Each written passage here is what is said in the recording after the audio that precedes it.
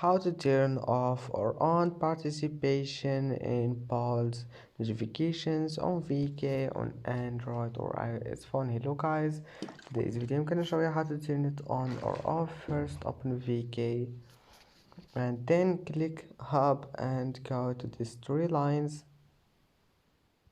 and go to settings, then go to notifications and then just scroll down and click participation in polls, and that's it.